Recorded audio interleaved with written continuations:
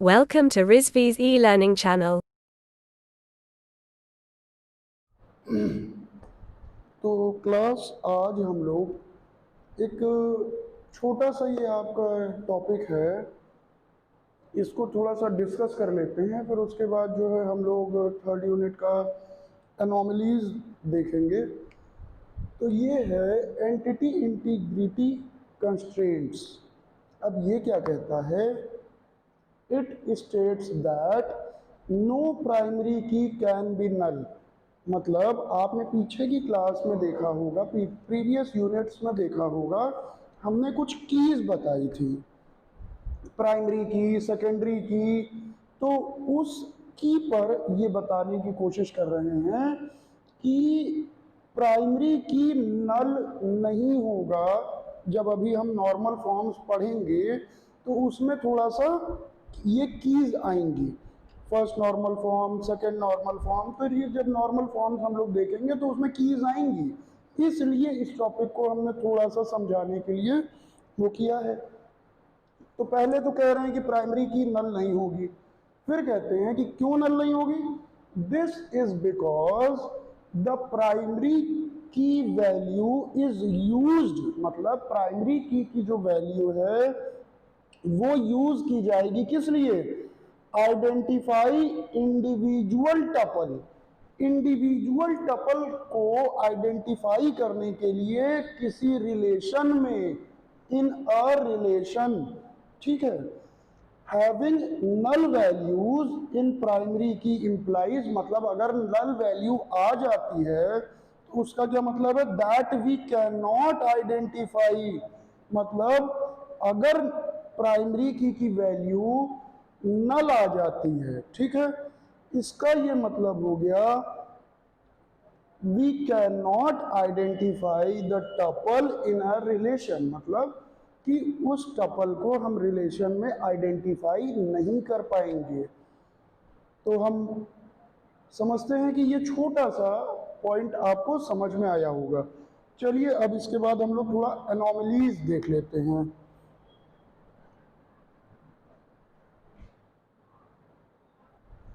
चलिए अब देखते हैं थोड़ा सा हम इसकी एनोमलीज। तो यहाँ पे तीन तरह की एनोमलीज होती हैं: updation anomaly, insertion anomaly, deletion anomaly. अब ये है क्या, इस नाम से समझिए। देखिए यहाँ पे सिंपल बता रहा है, अपडेट, अपडेट करना है, इसमें इंसर्शन करना है, इसमें डिलीशन, डिलीट करना है। कैसे करेंगे? ये एक टेबल हमने बना दी। इस टेबल में देखिए हमको सेपरेट, अलग अलग सबका वो चाहिए ना। अब देखिए यहाँ पे दो बच्चे आ गए हैं, एडम, नोएडा के हैं, बायो लिया है इन्होंने। अब इसको हम अपडेट करके, अपडेशन से उसको चेंज करेंगे। चलिए समझते हैं कैसे चेंज करेंगे। In the in above student table to update address. ये है एक टेबल, इस टेबल का नाम हमने रख दिया स्टूडेंट। स्टूडेंट नाम की ये टेबल है हमारी। इसमें क्या हो रहा है?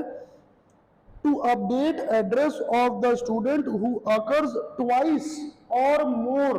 मतलब दो या दो से ज्यादा बार अगर सेम आ जा रहा है, जैसे ये एड्रेस आया, देखिए नोएडा, नोएडा आया, तो इसको हम अपडेट करके इसको हम दूसरी टेबल में या अलग तरीके से उसको बनाएंगे कि यहाँ पर मिसमैच ना होने पाए।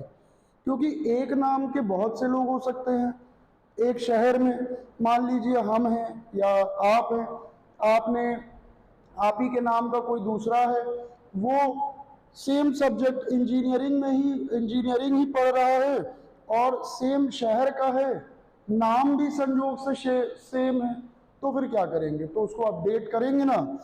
तो वही ये बता रहे हैं कि अब update address of the student who occurs twice और more than twice in the table. मतलब दो या दो से ज्यादा बार अगर आ रहा है कोई, तो उसको हम अपडेट एनोमली को लेकर के उसको सही कर सकते हैं। ठीक है, पहली बात। फिर कह रहे हैं we will have to update address column in all the rows, मतलब एड्रेस का जो कॉलम है सारी रोज में उसको भी अपडेट कर लेंगे। ठीक है, else data will become inconsistent. अब ये बताइए, अब यहां पे आप देखिए कि एडम और ये एडम, ये भी नोएडा के हैं, ये भी नोएडा के हैं, इन्होंने भी बायोलॉजी ली हुई है, इन्होंने भी बायोलॉजी ली हुई है।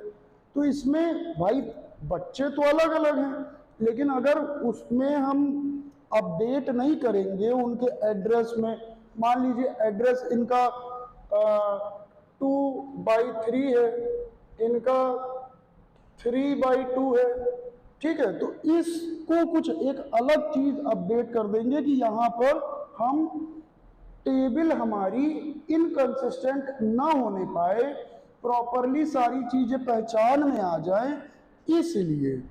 ठीक है,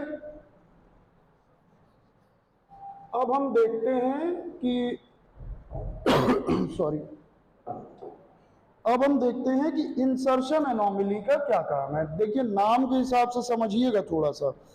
suppose for a new admission we have a student ID. अब नया स्टूडेंट आया, स्टूडेंट आईडी में हमने ऐड नेम किया, address and a student, but if student has opt for any subject get then we have to insert null। मतलब अभी अगर आपके पास कोई नया स्टूडेंट आया, अभी उसका सब्जेक्ट डिसाइडेड नहीं है कि वो क्या लेना चाह रहा है, तो अभी हम उसको छोड़े रहेंगे। फिर उसके बाद जैसे ही सब्जेक्ट ऑप्ट हो जाएगा तो उसमें हम इंसर्ट नया सब्जेक्ट, जो भी सब्जेक्ट ऑप्ट करेगा लड़का, बच्चा, स्टूडेंट, उसको हम यहाँ डाल देंगे तो वो इंसर्शन एनोमली के तहत आ जाएगा। ठीक है, अब डिलीशन को एनोमली क्या कहता है? डिलीशन, देखिए डिलीट मतलब मान लीजिए कोई बच्चा यहाँ से पास आउट, चलिए हम इसके हिसाब से थ्योरी भी देखते हुए चलते हैं कि इफ स्टूडेंट आईडी 401, मतलब 401 जो स्टूडेंट आईडी है, has only one subject and temporarily he drops it, मतलब ये इस बच्चे के पास एक सब्जेक्ट है और टेम्परेली उसने ड्रॉप कर दिया मान लीजिए, फिर क्या होगा? When we delete that row entire student record will be deleted along with it. मतलब अभी तो हमने एक टेबल बनाई हुई है प्रॉपर, अब इस बच्चे ने ड्रॉप कर दिया, जब ड्रॉप कर दिया इसको अगर हम एक पूरी वो करेंगे डिलीट करेंगे तो ये पूरी टेबल खराब हो जाएगी, इनकंसिस्टेंट हो जाएगी, तो हमको फिर से इस टेबल को नए सिरे से तैयार करना पड़ेगा। डिलीशन एनोमली का ये कहना है, और इसकी जो आपकी थ्योरी है वो नोट्स में प्रोवाइड कर दी गई है। ठीक है, आई होप कि आपको ये चार्ट से अपडेट, इंसर्ट और डिलीट ये तीन चीज समझ में आ गया होगा। इसकी जो थ्योरी है वो आपको दे दी गई है। ठीक है, अब नेक्स्ट टॉपिक अपना देखते हैं।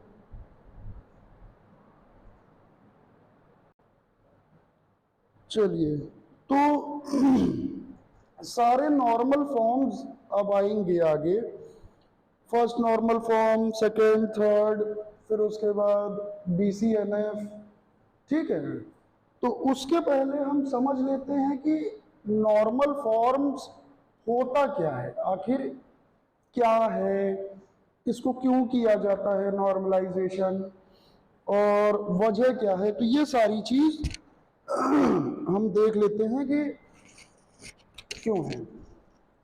तो ये कह रहे हैं, पहला पॉइंट है, normal forms are simply stages of database design with applying some rules to the information. मतलब नॉर्मल फॉर्म क्या है? ये सिंपली कुछ स्टेजेस हैं डेटाबेस डिजाइन में विथ अप्लाइंग सम रूल्स, कुछ रूल्स हम उसमें लगाते हैं इंफॉर्मेशंस में, मतलब उसको अच्छा बनाने के लिए। इनकंसिस्टेंस ना हो, हमारा डेटा कंसिस्टेंसी बनी रहे, इसलिए हम कुछ रूल्स को अप्लाई करते हैं। ठीक है। अब दूसरा ये कहते हैं it is the systematic approach, मतलब ये एक proper one step by step systematic approach है to eliminate the useless data, मतलब जो यूजलेस डाटा है जिसका उपयोग अब हमें नहीं है उसको एलिमिनेट करने के लिए, and undesirable characteristics, undesirable characteristics को भी हम इसमें रिमूव कर देते हैं, एलिमिनेट कर देते हैं, जैसे like insertion, updation and deletion from the table. मतलब जैसे अभी हम लोग पीछे बात कर रहे थे कि वहाँ पे जब हम लोग कुछ डिलीट कर रहे थे, किसी टेबल से कोई एंट्री हम डिलीट कर रहे थे, तो पूरी टेबल ही डिलीट हो जा रही थी, उसके लिए फिर से हमको टेबल बनानी पड़ रही थी। तो उसी तरह इन चीज़ों को ईजी करने के लिए और हटाने के लिए, एलिमिनेट करने के लिए हम नॉर्मल फॉर्म का यूज़ करते हैं। ठीक है। आगे क्या कहते हैं, without normalization it becomes difficult to handle and update the database. मतलब जब से ये नॉर्मलाइजेशन का प्रोसेस शुरू हुआ तो बिना इसके जो हमारा बड़े बड़े डेटाबेस हैं उनको, कोई ज़रूरी नहीं है, बड़ा भी हो सकता है, मीडियम भी हो सकता है, छोटा भी हो सकता है, डेटाबेस तो डेटाबेस, तो उसको हैंडल करने के लिए, अपडेट करने के लिए ये नॉर्मलाइजेशन बहुत अच्छा माना जाता है, बहुत सही चीज़ है। तो इसीलिए ये कह रहे हैं without normalization it becomes difficult, मतलब ये कठिन हो जाता है क्या करना, डेटाबेस को हैंडल करना, अपडेट करना। ठीक है। तो होप कि इतना आपके समझ में आया होगा। बाकी हम जो हमारा फर्स्ट नॉर्मल फॉर्म, फिर है सेकंड, थर्ड और BCNF, ये सब चीज़ अपनी नेक्स्ट क्लास में हम लोग डिस्कस करेंगे। तब तक के लिए थैंक यू क्लास।